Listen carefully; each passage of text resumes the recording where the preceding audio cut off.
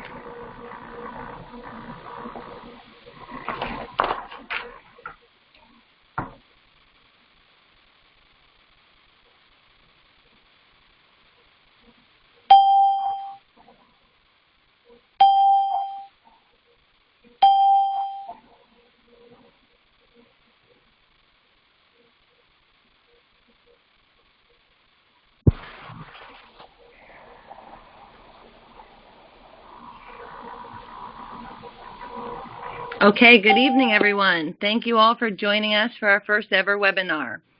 Because we have such a large turnout, I just want to note that everyone will be muted.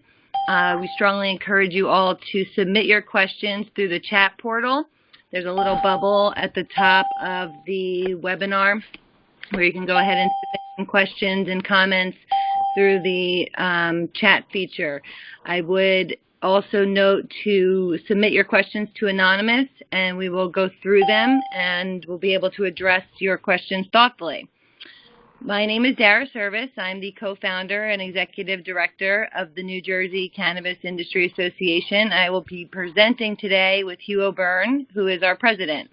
The NJCIA was founded after learning firsthand from the legislative educational trip, which was held in Colorado and coordinated with Senator Scutari and Senate President Sweeney, along with other members of the legislature. Since then, our organization has hosted numerous fact-finding missions, educational seminars, and legislative meetups to help educate those of the benefits of a legalized market. We are extremely proud of the impact that we've had on the cannabis debate, and we're excited for the future of New Jersey. So with that being said, I'd like to kick things off and discuss the movements in New Jersey relating to the request for applications. During this specific webinar, we're going to be going over the endorsements that are available, the eligibility, the scoring criteria, the fees associated, and the submission and review dates.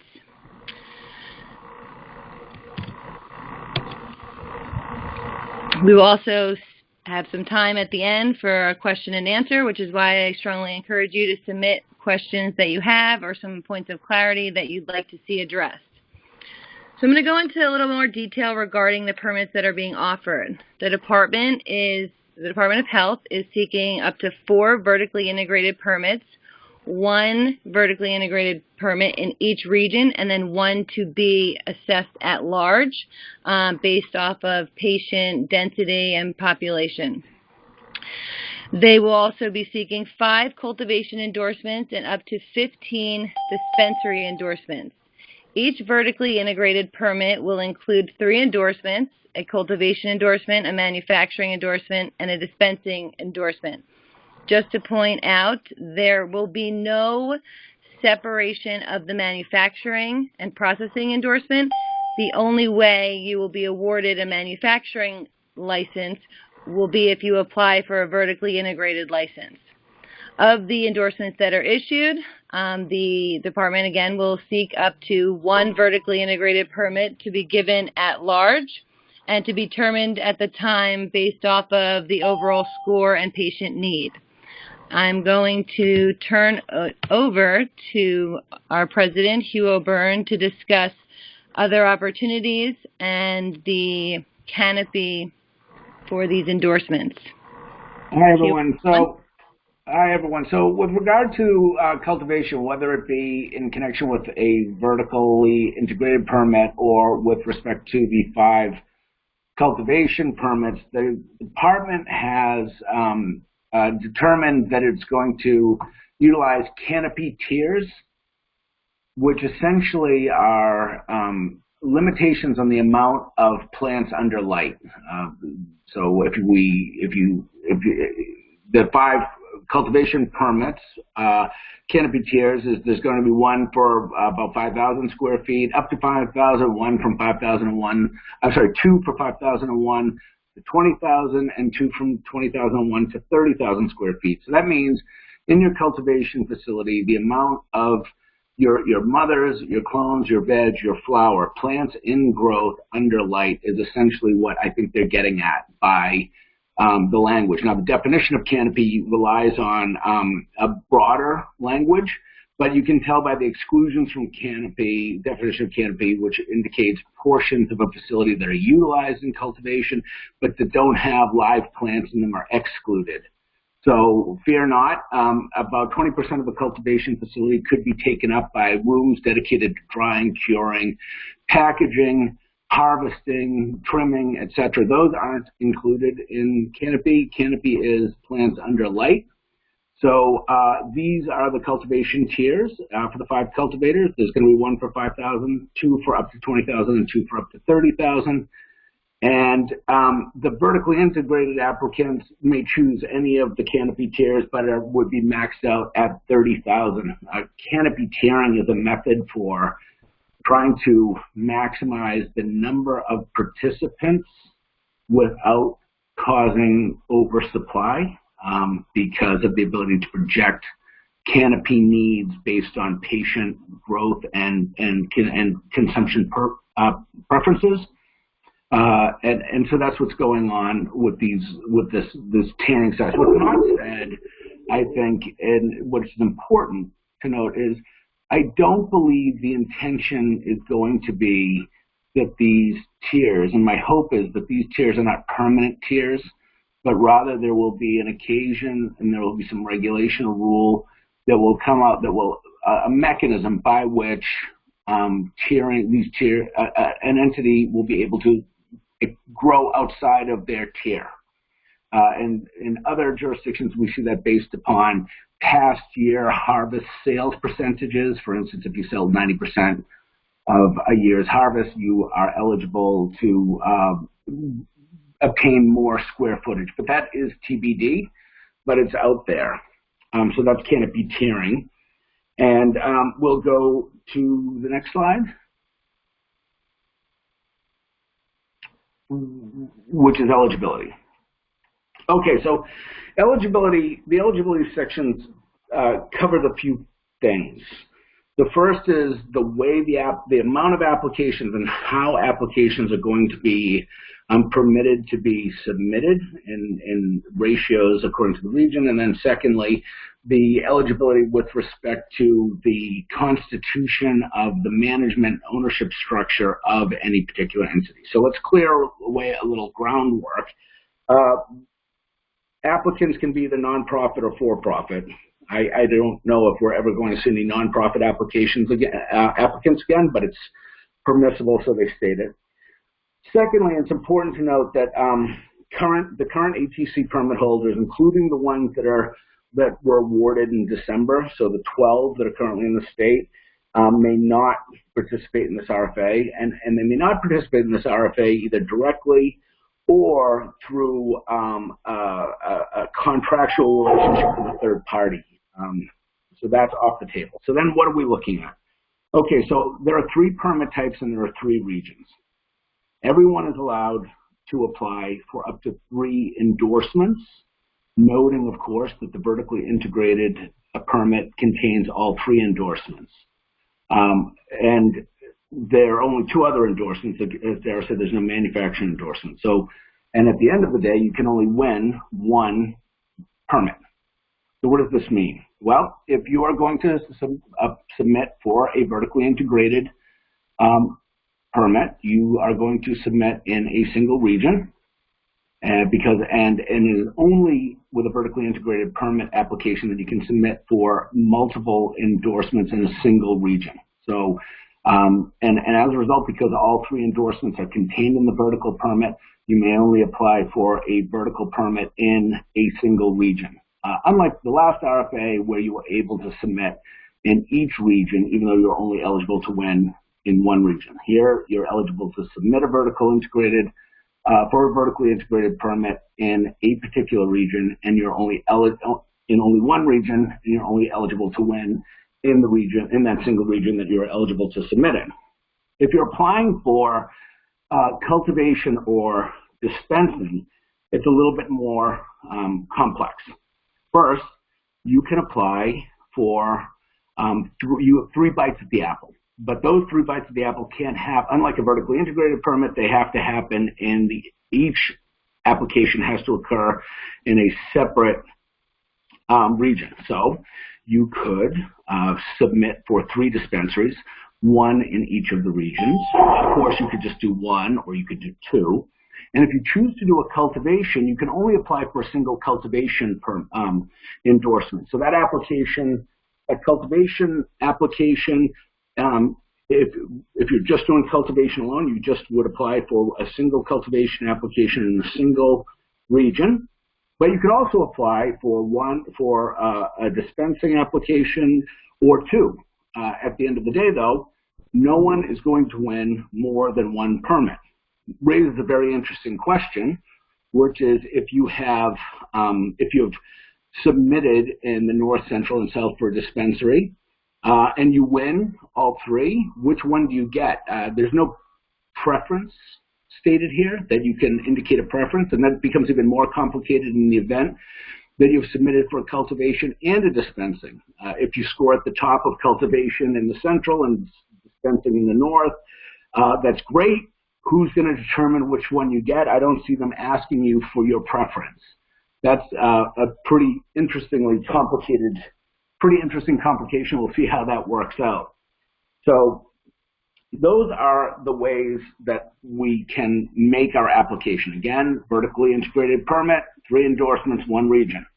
Non-integrated, 3 bites at the endorsements apple, but only one in each region. You can't do more than 1 in a single region. And if you're including a cultivation along with dispensing, you can only do a cultivation 1 region and and dispensing in the other 2 regions if you so wish. So that in the next slide, we move to the second point. Okay, so the second point about the eligibility issues, all of these requirements or all of these things that are being asked for, and there's a number of somewhat redundant paragraphs where the DOH is requiring that you make full disclosures about any concentrations of ownership beyond 5%, for instance, or if there is a parent or an affiliate behind the applicant, they want to know who that is. They want to see all contracts and relationships and term sheets, and then in even persons or business entities that have authority in any way, direct or indirect, over the management of the policies of the ATC. So what is all this getting at? I think what all this is getting at is the department, the New Jersey Department of Health, along with the other Mid-Atlantic and even New England states, are having a really tough time encountering what they consider to be unfortunate market consolidation practices that involve people basically not really gaming the system, but taking advantage of essentially controlling more than one license, either by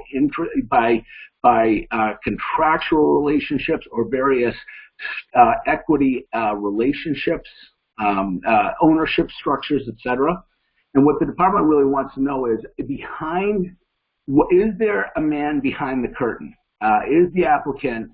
They want to know what this applicant is, and they want to make sure that when they peel back this onion of the applicant, they're not going to see the same company going after 4 or 5 or multiple endorsements. They really want to limit that, because there's a lot of that language even in other places where it talks about you only can have one permit in this RFA, and you can only have, you can't have multiple permits. You can only hold one of those permits if current operators aren't eligible to participate.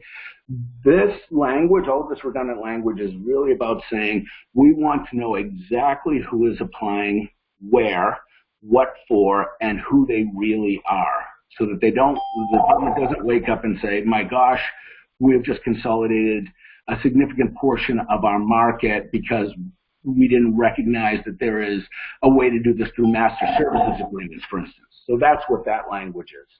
And that's the second half of the eligibility criterion, the eligibility provision, I'm sorry. And then there's the strange throwaway language at the very end of it that's important to just note that applicants, you can't supplement your applications after the application period closes. So once you have to be on time and you have to be complete, and once you're in, you're in. And that's consistent with last round. Dara, back to you.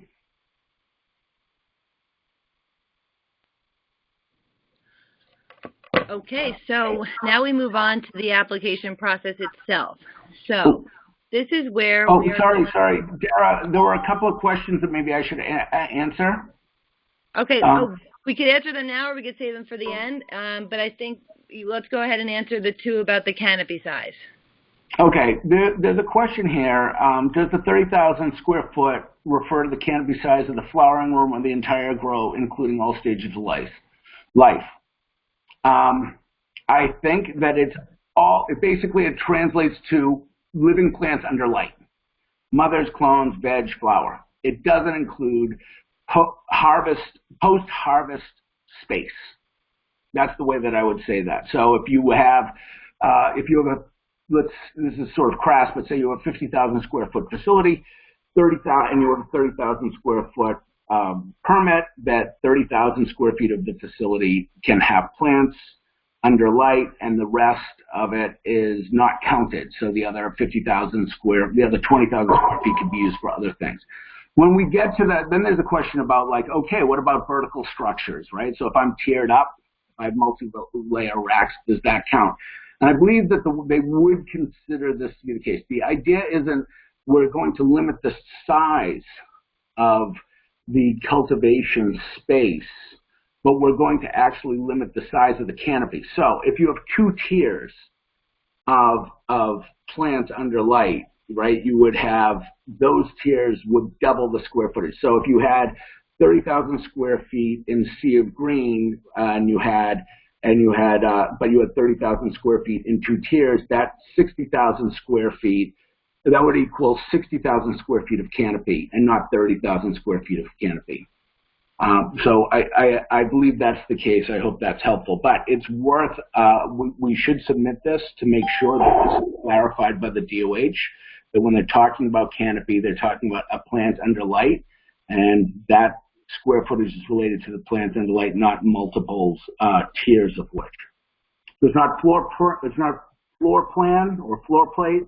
It's the flower top. Okay, and then can an individual operator apply as a director or manager holding less than 5% equity in multiple applications? I believe that you don't have to disclose ownership less than 5%.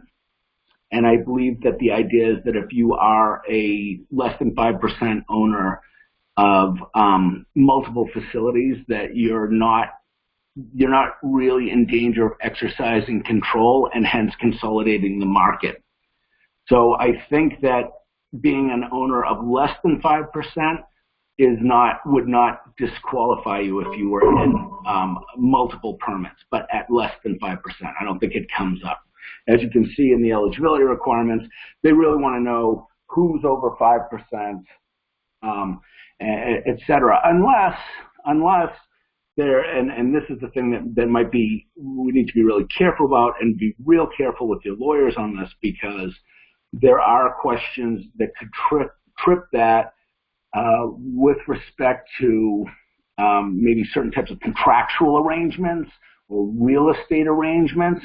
So the key here is that if you're looking to be part of multiple permits but under 5%, you really need to be very careful with this language and with an attorney to make sure you're not going to trigger a disqualification of any one of those permits. So it really depends on a lot of factors. Sorry, go ahead. Okay, so let's go to the application process itself. Everyone who is applying is encouraged, and it's a requirement, to go ahead and download the free Adobe Acrobat Reader in order to properly fill out this form.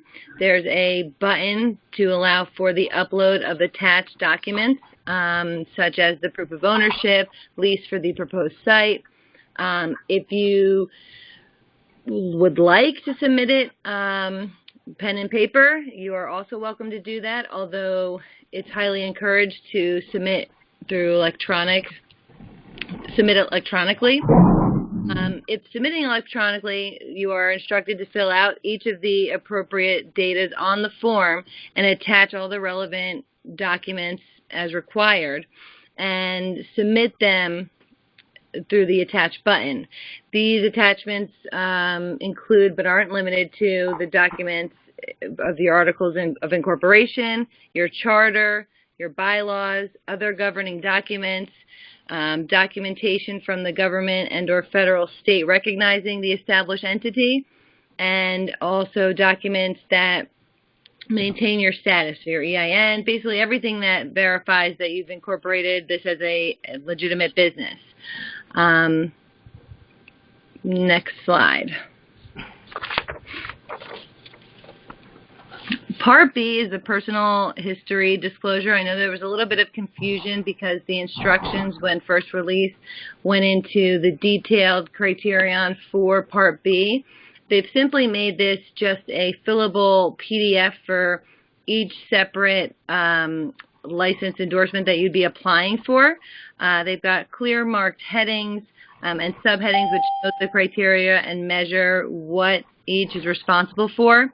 For instance, the statement of truth, the release of authorization. So if an entity is submitting an application and intends to contract with a third party in order to assist in the day-to-day operations of the proposed ATC, they must provide the intellectual property related to the operation of the proposed ATC or which intend to receive a portion of funding over 5%. So Hugh just kind of went over that a little bit, but it has to be separate from the entity itself. Then those entities must disclose in the application form in order to operate as an ATC, including the board members, principal owners, and any other interested parties. However, if an entity has a parent company or an affiliate that operates a cannabis business, they'll need to be, or that wants to be involved in a proposed ATC through a management or intellectual property, real estate, funding, then that parent company or affiliate must also disclose in the application to operate as an ATC. Again, including all the board members, principal owners, etc. All contracts and term sheets, whether proposed or executed, related to management, intellectual property, real estate, equity in, or funding of a proposed ATC must also disclose and be submitted along with the application. Go ahead and next slide. We're going to discuss... Wait, Dara, there's a couple of points we need to make. I don't think the personal history form is the application Part B. The application Part B is basically the scored provisions, right, which is this 100-page per endorsement limit, no form. a PDF that you get to put together, and you get to write it according to the criteria that was laid out in the RFA notice, right, for scoring. And I think that's important. It's really important to know there's no application form B, right? It is something that you need to kind of generate, a piece of writing that you need to generate that's responsive to the RFA notice. But anyway, but please go ahead. Oh, and one other thing about before we get to the scoring criteria, I find this really, really interesting. If you're a vertically integrated player, first of all, there are no page limits, right? It's 100 pages. You decide how you're going to whack it up according to the scored criteria that you're describing. So there's going to be, I imagine, a fair amount of difference among applications as to the weighting that people describe for each of the criteria. So in the last RFA, where there were page limits for specific things, we knew that each one of the criteria was going to basically have X number of pages, and people are going to come in with that. Not so here. So we could imagine some of the criteria is going to be much briefer for certain applicants, and other criteria much longer. And that's going to be interesting when one thinks about how they're going to be scoring. Right.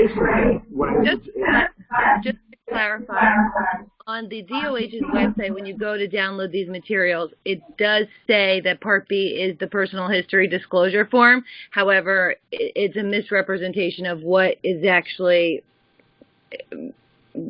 scoring. It is the scoring process with the subheadings and the criteria to measure what each is responsible for.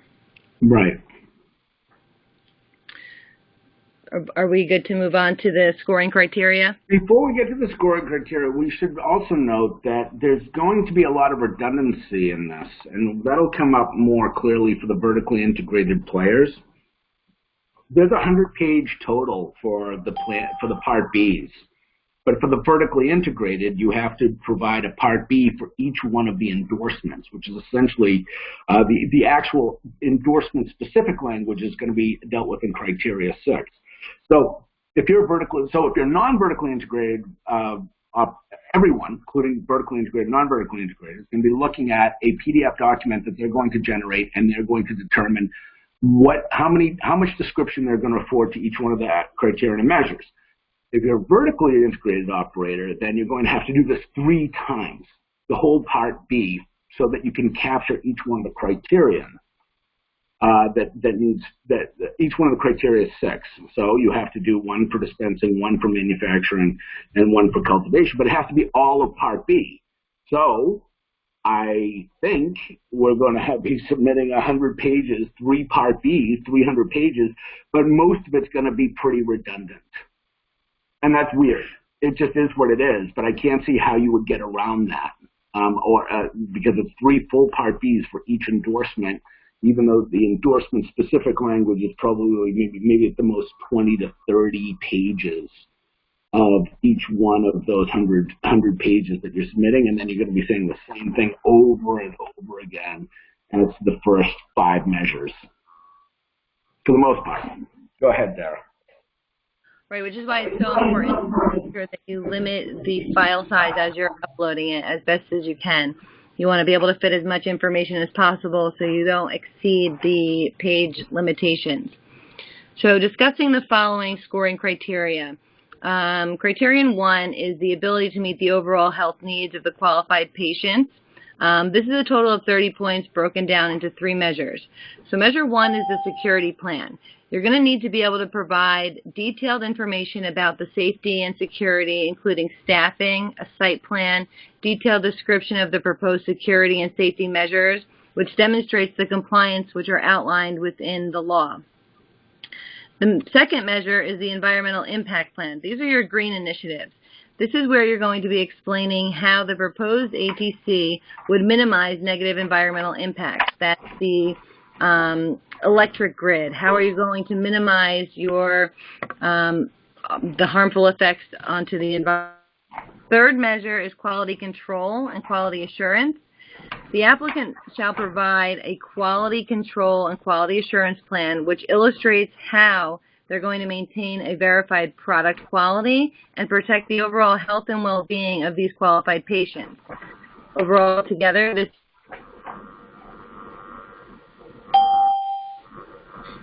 is compliance with regulations, policies governing government and regulated marijuana programs. This is one measure, and it's worth a total of 20 points. This is the background of your principals, your board members, and owners. You need to be able to provide an overview of the experience for the principals, officers, owners in the operating and regulating a cannabis business or operating a business in any other highly regulated industry, such as healthcare, insurance, financial services, pharmaceuticals, energy, etc. Now, the third standard, which will be scored out of a total of 20 points, is your financial plan. This is the ability and experience of your applicant ensuring an adequate supply of marijuana, and the ability to show all sources of pledged funding to the ATC. You're going to be evaluated on transparency, suitability, and again, overall adequacy of funding. Yeah, Dara, I find this really weird. Among many things I find weird about this RFA is that the criteria 3 is what is your ability and experience and your ability and experience in ensuring an adequate supply of marijuana, and we're going to measure that by your financial plan. In a number of places, the description of the measure doesn't quite line up with it seems like a with the criteria. Copy and paste job almost. Yeah,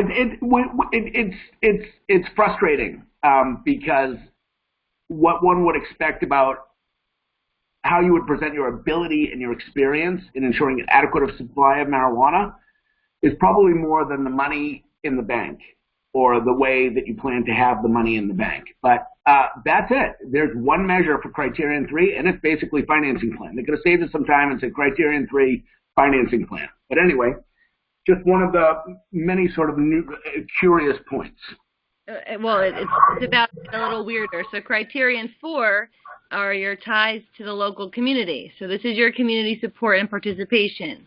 They have done away with the show me how you're going to engage in the community that you're going to operate in a meaningful manner, and instead you need to provide a description and evidence for the officers, principal board members, and all owners then that they have lived in New Jersey for 2 years. Now, the way this is done is through tax returns, so it tends to get a little bit lengthy, and depending on how many board members and principal officers that you have, you could really do some damage on your overall page allotment.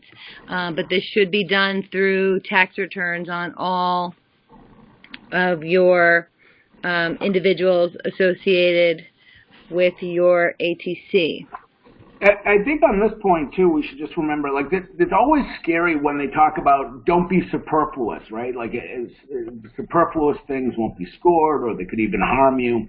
And then you're here with this idea of community support and participation, and the way you support and participate in the community is that you have people that have lived in New Jersey for 2 years, and that's it. No more of the past, like, show us relationships and joint ventures that you might have with homeless shelters or with educational institutions, etc. I still think it's important to do those things, and I think that there are other little hooks throughout, but really you have to dig deeper. This would have been where you would have expected to have seen those encouragements. Instead, now we kind of see part of it in you know, measure 3 of criterion 6. Right, that's where we're going to run into something again. But I think these are all good things, and I don't think you're going to be, they're not going to, I don't know how they're treated. They seem to be important things to the department. They're historically important things, but they're not specifically being asked for anywhere that I can see. And that's puzzling. Though it's hinted that it's supposed to be there, but it's not. So if we're ready, I think a lot of this is a little bit confusing, and it's left up to nuance and your own personal discretion. So criterion 5 is the ability to provide appropriate research data. So these are your research contributions. You should be able to provide evidence of past contributions in the form of cited original and published work. This is where you have some sort of creative freedoms. Again, this is only worth 10 points. But ability to show that you've partnered with a research group or you've done case studies works. This is where this comes into play and is really going to be graded. You know, the expanding the clinical and scientific research relative to cannabis and or any sort of debilitating medical conditions that can be treated with medical cannabis. So if you're working with a doctor, if you're working with a hospital, this is where I would highlight those works and credibility. It's unfortunate that this is only 10 points because I think this is a truly important piece to the overall application process. Yeah, but the difficulty is in the past, again, it was like, tell me what you're going to do. Tell me what you're going to do in New Jersey to contribute to research, right? And instead, what do we get for a measure? Tell us what you've done. So does your application, and not just tell us what you've done in the sense, like tell us what you've done with respect to your past contributions in the form of cited, original, and published work. What? That is a tough bar to chin. And it's very specific, and it's just very strange to me to see it there. Great. You talked a lot about criterion 6. I know you're just itching to share with the class your thoughts on this specific piece and why it's graded so heavily, why it's worth 100 points, and with only 3 measures. Well, I mean, criterion 6 is, these are your endorsements, right? So this is what it is you're actually going to do. This, as far as your business plan goes. So if you are if you're a dispensary only applicant, you are going to just do measure 3, which would be your dispensary plan. And if you're a cultivation only, you're going to do cultivation along with the other criteria. And of course, if you're vertically integrated, you're going to do all of measure 1, 2, and 3, but also in connection with all of the remainder of part B together. So let's start it out. So for cultivation, again, we see a focus here. The measure on for cultivation, for cultivators, of course, vertically integrated is going to be focused on 2 things. Biographical information, basically, and your operating procedures. So the first is going to be your experience. Again, show us how smart you are with botany, horticulture, phytochemistry, and the application of those sciences in to medical cannabis, right? So are you really good on the science side of botany and horticulture? Do you have that in your shop? Is that part of your application? Can we nail that down? Then after that, we're looking at sort of your operational procedures around insect and pest control that don't include pesticides because we don't allow that in our state. Testing for plant disease and other contaminations, preventing and minimizing. That's going to be pretty important, especially until we can really get our act together and have third-party testing labs set up in the state. And then finally, odor mitigation, sanitation, airflow, employee safety. These are your operating procedures. How good are you? How good are you at growing cannabis, and how smart are the people that are working, that are essentially supervising your procedure? That's what the cultivation plan is. Manufacturing only applies in this RFA to vertically integrated permittees. And this is divided into really, it's a little bit more nuanced. We get our bio question again. How smart is your staff? How educated are they in biochemistry, lab science, engineering, and cannabinoid extraction methods? So show us that you've got a roster of really credentialed people involved in your manufacturing. Then it gets pretty interesting. They're going to want to know, like, what are the products you're going to manufacture. Tell us about what you use to make those, and how you're going to go about doing it. And then finally, the kind of way that you're going to be presenting your products to patients with respect to dosing and administration. Now, it's pretty interesting. I think our department has been frustrated that we as a industry in New Jersey have not rolled out as many of the products that are potentially available elsewhere, that have been approved, but we've just never really gotten around. No one's gotten around to really doing it well. And then they want to know how you intend to do it. Are you going to use volatile hydrocarbons, or are you going to use ethanols, and various things about the way that you're going to use your production? I think they want to understand that. And then something about the way that, is this a product that really stands for that really seems very medical, right? Because we've got the dosing administration method. Is this focused on something that really seems to be targeted to delivering medicine to a sickness or to an ailment? And then after that, it's essentially, a lot of this is like, what's your GMP, right? GMP standards. What are your methods to prevent and test for contamination in extracted products? Also important when we don't have really the third-party testing environment that we're going to have in place. I think they want to make sure that if you're a manufacturer, that you have a good way and a good ability to present how your product is really well constructed for a patient and is safe and is demonstrably so, and that they can trust you with that. And then, of course, health and safety concerns for lab employees working with potentially, solvents and volatile chemicals, also important.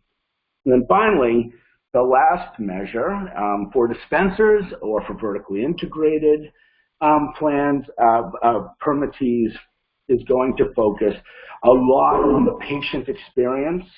So they're going to want to know, okay, what's your experience in the education of treating patients with qualifying conditions? So that you have staff that is knowledgeable in interacting with people with sometimes mild, but also sometimes very serious neurological or gastroenterological issues. How are you how capable are you of interacting with those people in an effective manner? And I think they're looking for experience, some tie to experience and education. They want to understand how you plan to actually interact with the patients as far as counseling them and educating them about the medicine in this iterative process of dialing in the treatment of their ailment. How you're going to propagate this good way of interacting with patients by educating your patient-facing staff. What are your procedures for making sure that you have a really consistent patient outreach counseling staff? And then I think this is a very interesting point. I think it's also very important. Plans to recruit and educate healthcare professionals regarding dispensing of medical cannabis to qualified patients. I like this a lot because I do believe that we have that the industry, and I think the department really sees that there's an obligation on the behalf of the industry, and there's a statewide need to really try and our best to educate the healthcare community, which just is being expanded by this bill to include various nursing categories as well as physicians, to educate them into seeing the value of participating in the recommendation of medical cannabis to patients and expanding the program. In other words, what are you going to do to get more doctors thinking about the utility of this medicine for New Jersey patients? It's a really good thing. And I think in our history, we've seen that the operators that have done that in the past that are here have really helped to increase the number of patients in their regions. And that's why we see a sort of disproportionality in the number of patients by region. It had to do with the amount that the industry really worked on promoting medical cannabis. They want to see that happen here. They want to see everyone like pulling together to get the doctors on board. And then, of course, the big one is when we are dealing with such a small number of dispensaries, the big one is like, all right, you know, how does your location, how does this building and where it's located increase the ease by which a large number of patients can get their medicine safely, conveniently? That's pretty obvious. We have a lot. I think the average drive time to a dispensary in New Jersey is over 45 minutes. That's not okay. And so when you're thinking about where you're citing your location, really should be thinking about, is my location going to throw the broadest net of convenience around the population, the population near me, which might have where the patients are, and that's what they're looking for. So those are the criteria 6. Again, that's the endorsements. These are those. And this is not sure how many pages people will actually be ending up to explain these plans and these procedures, which are often quite lengthy because of the other criteria, but this is where it is, all in the 100 pages. Kind of free for you. I agree with you on everything that you said, and I would encourage our listeners to go ahead and take a look at the biannual report that was posted by the Department of Health, and to really look at the geographical diversity when planning your site locations. There's a really good map on there, and it shows right now where the patients have access and where they don't. I would really focus strongly on the areas that they've got minimal access. We're going to go ahead, if you're finished with this slide, we're going to go ahead and move on to the workforce and job creation, and you can go ahead and continue. Okay, labor peace agreement. I mean, so this is your workforce and job creation plan. This is where we're going to see a number of factors. Are we supportive of a healthy labor force in New Jersey, which is pretty solicitous of unions? Are we going to be really looking to construct our workforce in a way that provides opportunity to the downtrodden, to the disadvantaged, to minorities, et cetera, et cetera? So how do we go about this? First measure, labor peace agreement. You have to have one. You get a 0 or you get 30. I mean, that's pretty much it. Right? You've got to get a labor peace agreement, find a union, you sign the agreement, or else you're not going to get those points and likely aren't going to be successful. Then you have to provide a plan, right, to comply with a variety of labor laws, right, and an overview. And again, we're going back to our past. What is your experience in collective bargaining or accommodating the rights of workers? So this is going to be a little bit more creative. You are going to talk about what you have done and what you propose to be in compliance in a whole range of labor laws, but also, and if you've done collective bargaining, that's also very helpful, of course, but if not, how do you propose to accommodate the rights of workers that are generally understood within the labor context? So think unions here. Think like a union thinks, I would suggest. Measure 3, kind of important, to be certified as a minority-owned business, woman-owned business, or veteran-owned business, or as it's said, there's a certificate. You get the certification from Treasury, Division of Revenue for a minority business enterprise, women business enterprise, or a certificate for a veteran-owned business. It's complicated to get those if you don't already have them. It's a real challenge to get them within the time frame that we're talking about, and how you go about doing it depends an awful lot on the knowledge of your attorneys and making applications around this. And if you get the certification, you get all 30 points. So that's great. Work done, one certification, put it in, 1 page for this measure, full 30 points. If you don't have that, then you can get some partial credit, I guess.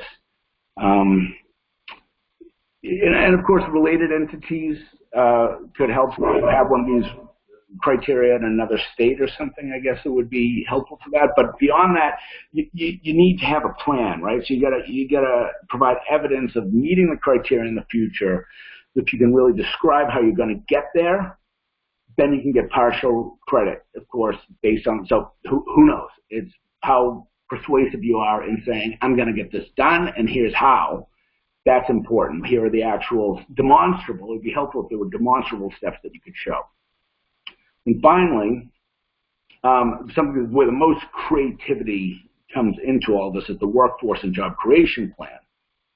And there's 20 points only for this, but it is where you are going to talk about the programs by which you're going to involve certain disadvantaged groups, right? So socioeconomically disadvantaged communities, individuals, so think like prison reentry programs, individuals disproportionately impacted by the enforcement of drug laws, people from socioeconomically disadvantaged communities and backgrounds, think about them. How are you going to affirmatively reach out to try and provide opportunities in your business for these people to make a living? And then finally, the people with disabilities as well. So it's socioeconomically deprived people from socioeconomically deprived communities, disproportionately people that have been in jail, or otherwise disproportionately impacted, perhaps they come from communities that have been disproportionately impacted.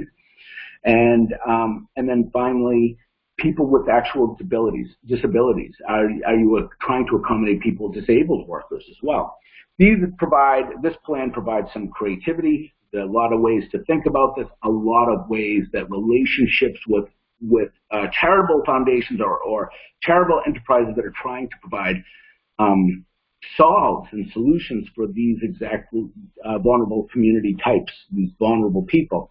These would all help in promoting getting the points for the score. And of course, it goes into your ownership, your management, and the staff in the ATC. So a very comprehensive approach to inclusion. Think inclusion here. So that is the final part of the scored criterion. And if we walk all the way back, we remember something that once the applications are all scored, right, there's going to be these final agency decisions. So you're going to make sure they have all the Part A stuff boxes checked. Part B is going to be scored.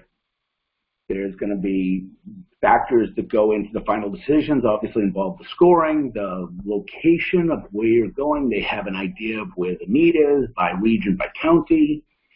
The eligibility limitations that we've talked about. If you're impermissible, if you're someone that's not allowed to be that's ineligible for whether you've applied in the wrong manner or the wrong number of applicants, or either wrong ownership or otherwise, that's a matter. You have to be eligible, and then finally this last piece. And so we have all of that. We just went through a lot of that, and then anything else that the department might think is important, which we don't know what that is, but that's what it says. The department, any other criteria that's consistent with the goals of the law that the department can consider. So scoring, location, eligibility, and then whatever else is viewed as really important. So that's how these are going to come about. But there are fees, which I think is our next. There are the fees that you have to pay, which is our next slide. Well, you do the 2-check deal, right? So you're going to do the 2 checks payable to the treasurer of the state of New Jersey, one for $2,000 and one for $18,000. Okay, the $2,000 is really at risk. So the $2,000, bye-bye. You submit an application, the $2,000 check's going to get cashed by the department. They're going to keep it. That's the cost of the application. If you're successful, they're also going to keep the $18,000, so they're going to keep $20,000 if you're successful. But if you're not successful, they're going to give back the $18,000. Well, they're not even going to give. It's not like they're going to cash and then remit the money. They're just not going to cash the check. They'll just destroy it. So, I suppose if you've submitted a check, better make sure the cash is actually in there at the time that it's going to get cashed. So that could be 6 months from now, and if you have given them an $18,000 check, kind of make sure the money's actually in that account and not been moved to a different account or something. At the time they try to cash it, you're going to have a problem. Okay. Let's see. I think there was a couple of questions. Do we have another slide, or should I go back to a couple of these questions, Dara? We do. We have a slide okay. with regard to like the dates and the submission review, but we could go. Well, let's go through that first, and then we'll go into the question and answers portion of the webinar. So for those of you listening, I'd encourage you right now, if you have a specific question, to go ahead and ask in the chat form. And we will go ahead and address those next. So as you know, the July 1st was when the application notice went live. July 15th was when the forms were posted. If you haven't already done so, I would really start thinking about preparing to register for the pre-application webinar. It's going to be a lot more informative. You know, we're happy to be a source of information to address a lot of the concerns leading up to it. But on July 26th, which is 2 days from now, Friday, is the last day to submit any questions you might have to the Department of Health. Last year, when they had their pre-application meeting, it was an in-person meeting. Everyone had to register. We all went to the War Memorial. And basically what they did was they went through like section by section of the RFA, explaining how to download, explaining that the format was tested on all browsers to ensure that your application was going to be submitted. This time is going to be very similar, but in the comforts of your home. It'll be a webinar, but your questions will also be addressed during the August 2nd, which is the following Friday, their pre-application webinar. The deadline for dispensary applications is Wednesday, August 21st, and the following day, August 22nd, is the deadline for vertically integrated applications and for the cultivation applications. So we're going to go ahead and we're going to move on to the question and answers portion of our webinar. We have a question relating to does the DOH provide a fillable PDF for Part B, or will we need to create a document? I'm assuming that they would go ahead and create it to be fillable and convenient for all those who are applying, but it's never safe to assume anything and or speculate. So I would encourage those of you to download the Part B form and to fill it out yourself, and hopefully they will be providing a fillable format for Part B.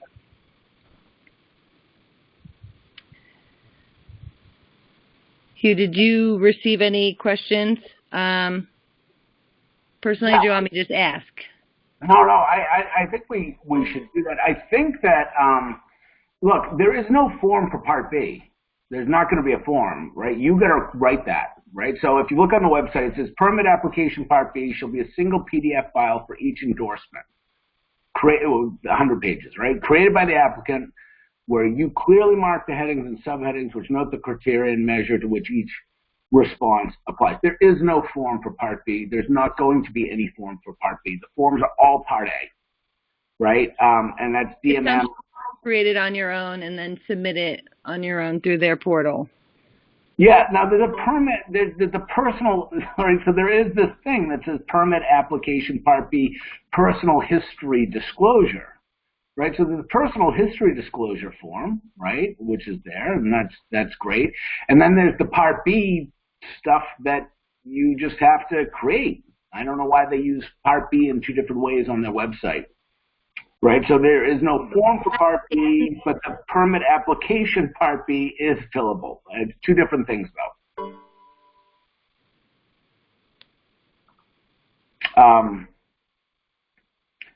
I thought there was a really good, there's a few, like, couple of really other great questions that I've been really puzzled over. I think the first is, does the $20,000 check have to come from the entity's bank account, or can it be provided by an owner investor? I mean, reading this, I would presume that it can be submitted. The applicant submits the payment. I don't see, and I know in other, I think in Pennsylvania was the case, that the funds had to come from the applicant's bank account, or you had to hold money in a bank account for the applicant. I don't see this. I don't see it in this, but really this is the kind of question that ought to get dropped in by the deadline on Friday. This needs to go in. They need to just say, hey, if I'm right, I believe it is, as long as we get the money for the applicant, we're not really worried about where it comes from. But they really got to clarify that. And then secondly, the really great question, because I just can't find an answer. And it's really actually important stuff, right? So we get a great question. Previously, cybersecurity needs such as data protection, storage, and disaster recovery were things that you would need to make some presentation on, right? Now we don't have that specifically required anywhere. And so to what extent should you be addressing these issues? I mean, I look at security plan. I suppose you could put that in security plan, but really most of the security plan is typically public safety related. And even as security plan is discussed now, you know, it's safety and security, staffing and site plan, safety measures, and compliance with the rule, 864. That's it. And I'm looking like, okay, well, where are we going to find this about, you know, this is HIPAA stuff. Like, what are we doing about patient data protection? In the dispensary plan, I'm not seeing it either. I'm not seeing it. And so I don't know how to answer that question. Again, I think that should be put to the department. It's an important issue. It's a historically important issue for the way that we proceed with RFAs, and it's actually important given that HIPAA is, you know, sort of implied, at least, by medical cannabis. I'd like to see the department actually say, hey, this belongs somewhere, or, yeah, we don't really care. I don't know how to answer that question. Right. I would say applying should follow as closely as possible to the HIPAA laws as guidelines, since it is not federally legal, but that is the federal. Yeah, but where would you describe that? Where do you describe that? What measure? Right? That of course you should, but where would you describe it? I don't see it, and I don't see any measure that seems to be the right place to deal with patient data. And you know, it should, right?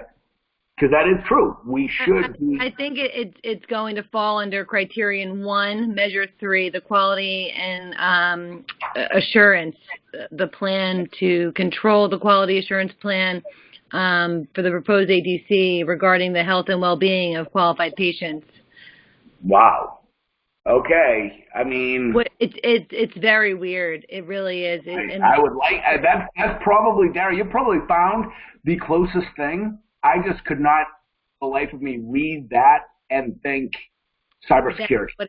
Exactly, that's what it was referring to. I know it's but it's the closest thing that I could see. So I'd like the department to talk. It's an important issue. The department ought to talk about it. Or maybe the idea is it's not for the scoring. It's not the big, it's really not, it's an important thing, and they'll handle it in the permitting process, post-award, but it's not going to be that important for getting to award. I could see them taking that position honorably as well. They need to clarify. Absolutely. They need to clarify on a lot of points. Yeah. There was, if you notice that, you know, last time the safety plan, right? The safety plan was really heavily scored, and that's a shame, right? I mean, the what do you call it? The security plan. Security plan was a really big deal last time, not so much now, and that's important. It's actually a really good choice because security is really a matter of departmental rule and approval in the permitting.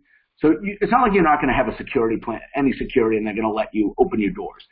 It's the kind of thing that they're going to tell you what you need to do, and you're going to do it. So I understand not putting a lot of emphasis on trying to showboat about how awesome you are at building out something that's going to be required anyway.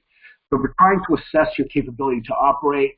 Being light on the stuff that they're going to require of you anyway makes sense. Like, why make you describe a whole lot of stuff that they're going to tell you what exactly to do later in the permitting process? So I get it's going to be a little bit light, and appropriately so. Let's address, what if an applicant does not have a medical advisory board? Does a plan to create one suffice? And what is the purpose of a medical advisory board? Well, if you go to Part A, go to the Part A section, there is a provision that says something exactly about that. Do you have a medical advisory board? It's number 23. Right. So it's to advise the ATC on their operation.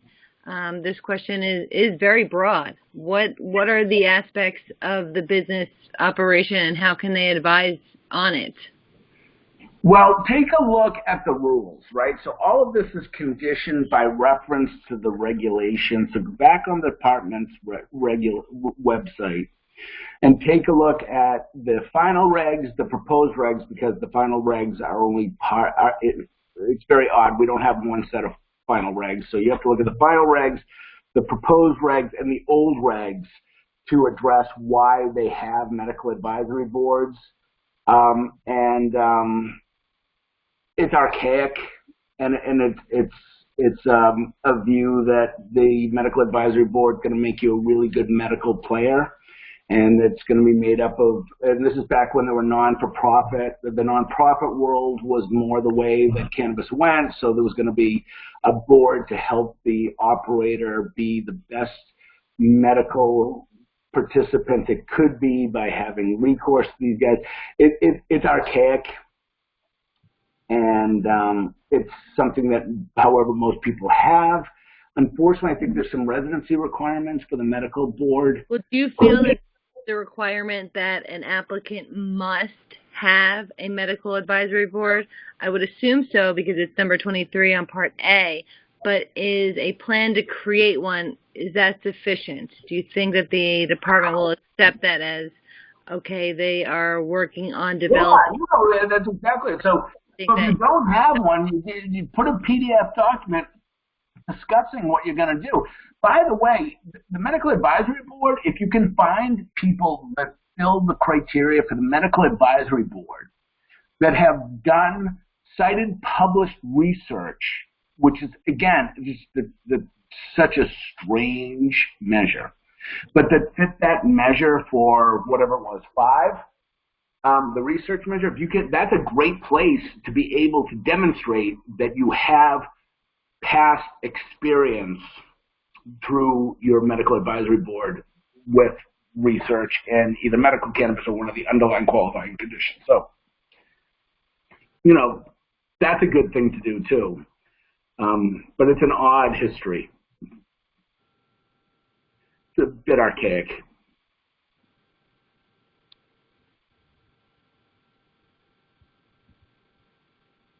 So what else? So we have a question. Can you advise on how to register for the August 2nd webinar? Right now, there's no link for direct access to the August 2nd webinar, and I believe it is because once they cultivate all the questions that have been submitted through the numerous avenues, then they will, as soon as they put that together into their briefing document that they're going to be giving their webinar on, that's when they will have some sort of link in order to register for the August 2nd webinar. I hope that answers your question. The next question we have is, how do you accurately determine the starting and end points when taking the measurements of security for the school or drug-free zone buffers? We know that it's the radius of 1,000 feet, but is it from the edge of the radius, the property line, to the property line, or the closest point of the property line of the school to the external wall of the applicant's facility? I think the safest bet, and Hugh, I don't know if you would agree with me, would be to start measuring the 1,000-foot rule from the property line. Yep. I wouldn't do door. I wish we did door to door. I would do line to line, and I would do it as the crow flies, which is sucky. I know. I don't believe there are any. Oh, we have an ETA on awards. Soon, soon after the submissions. Look, can't answer that question. Yeah, it's really hard to tell. I mean, I use the proverbial soon, but the reality is that we have this RFA. The new bill that was signed into law has 2 RFAs inside of it. We still have the looming question of who's going to be the new Cannabis Regulatory Commission, and that's the new governing body that will be promulgating the rules for this. They will be issuing the licenses for this brand new industry. So in reality, the bureaucratic timeline is long, and nothing in government is expedited. So we're just going to use the proverbial soon after. Yeah, it's going to be annoying, I'm sure, but it's just a lot, and it's all new, so we'll see. There's also a really interesting question, but I don't really understand. That was signed earlier this month. No, the 100 points for people who have experience in the industry.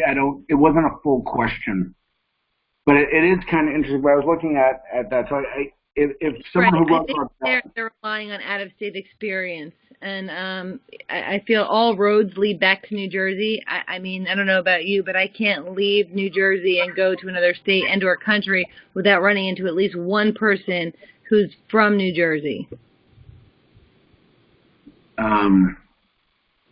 Yeah, I don't know. Well, what's this question with the new bill that was signed earlier this month? Those regs not become effective until the new regs and the department have been completed, correct? And that takes about 180 days. Well, wait a minute. Hang on. I'm not sure. I understand that that's in there. That there's 90 days to set the commission, and the commission's got 180 days to promulgate regulations, right? But then I'm puzzled by the fact that that once the commission is set, it's expected to have the authority to regulate the current market, right? So how does it do that when it's set without any regulations? So I think what has to happen, and I think the procedure will be that the commission will immediately, once it's seated, and maybe I'm wrong, it'll adopt the DOH current rules. Right? The new regulatory authority will adopt the DOH rules as their rules with the proviso that if there's a conflict between anything in those rules and the bill will govern, and they'll do that immediately to be authorized to conduct regulatory activities, right? So they'll have rules. And then they'll write the full regs. Then they have 6 months to write the full regs for all the new pieces of it. Correct. Yeah, that's under the assumption that it's going to change. It has to change. It will change. But yes, you can. I wouldn't say safely, but you can assume that they will be adopting the DOH's rules and issuing these licenses under those, unless they just totally change course and revamp the entire program, which they could also do. It's weird that as soon as they take over, as soon as the commission is set, right, the rules, I mean, the bill's effective there's under the bill, there's no enforcement, right? So a lot of this stuff is we're in a very strange world. We don't have to really puzzle about it. It's kind of interesting to think about these timelines about when things go into effect, but I don't know.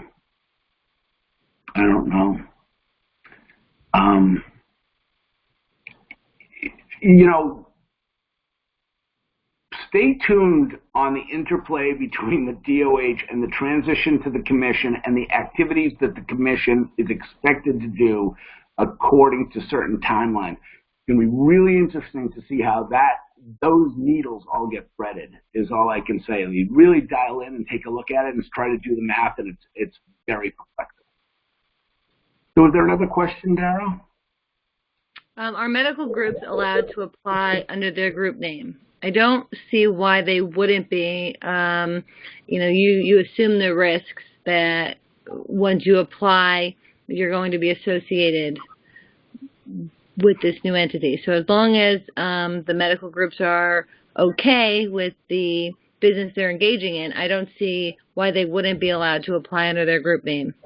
I don't see why either, but I certainly think that I would check with my attorney in that case, because there's a lot potentially riding on a decision to do Absolutely. that. Yeah, federal even some potential federal stuff. But again, I don't see explicit prohibition. I don't see any other questions. So if there aren't any further questions, I'd like to thank everybody for their time, and I hope that this has been a valuable, knowledgeable experience for you all. This was our first webinar, and we're excited to host more series like this. This webinar will be available online and on our website. And again, you can reach out to Hugh or myself at any point. Our contact information is on our website, newjerseycia.org. Feel free to reach out to us, and we're happy to address any questions that weren't answered at this webinar. Thank you again, and I hope you enjoy your week. And before we go, one last thing. Get those questions into the department. Please, yes. Get them in. We'll do our best, but get them in. They need to answer them. Thank you. Thanks, everyone. Bye.